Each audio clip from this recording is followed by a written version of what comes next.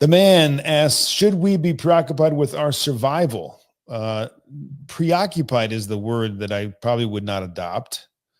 When you say survival, I'm assuming you're referring to our physical, biological, economic survival in a potential like breakdown of society. Is that what you mean? Because your question's a bit open-ended, but if that's what you mean, I would not be preoccupied, but I would be occupied. In other words, it's not a bad thing. As I've said many times, it's a good thing for us to plan, to be mindful of caring for our family, caring for our household. And I'll just give you one example, which I think is a great example. So for the vast majority of the history of the world, and certainly of Orthodox society, most Orthodox Christians were in the agrarian, right? They were farmers, or they lived in villages, and everybody had animals and everybody had fields and all the rest. And that's how they lived. And so just like you find it today, those who live in agrarian, they work during the summer. They can, or they bottle or whatever they need to do to get through the winter, right? They're not dependent on the supermarket. They're not dependent on anyone else. They try to be self-sufficient. So self-sufficiency is a good thing. It's a blessed thing. It's not easy for most of us who live in modern societies to make that change, but it's a good thing if we go in that direction. So we might not be able to go and live in the country and have a farm. I mean, it's a good thing if we can, but a lot of people can't. What can we do? Do whatever you can. On your balcony, put a bunch of pots that have some vegetables there.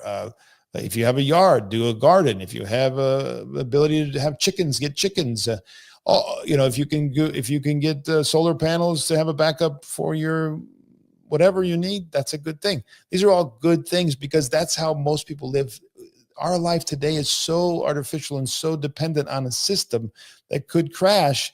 And then all that's going to do is put us into a massive state of temptation. If we're planning for that, for the sake of our children and our neighbors and our friends, we are going to be in a position to help people if things really go south. And, there's a lot of speculation today that we're going to have an economic crisis. We're going to have a world crisis of some sort. So as Orthodox Christians, we should definitely prepare ourselves and then prepare ourselves to help others if that comes about.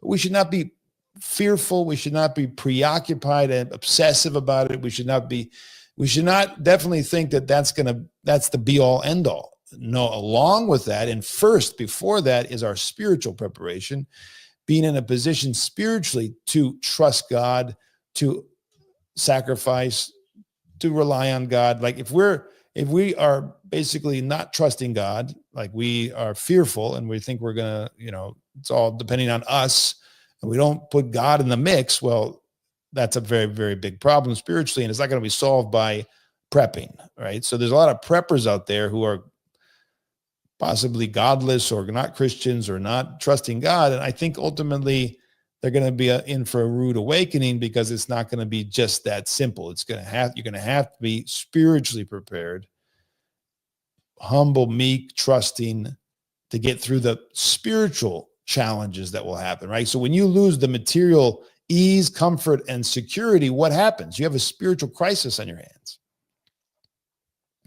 And if you're not prepared spiritually to deal with it, you can fall apart, even if you have a whole truck load of food or you have your electricity that you need.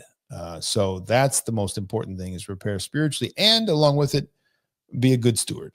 If that's what you're talking about, I'm not sure, because your question was pretty open-ended.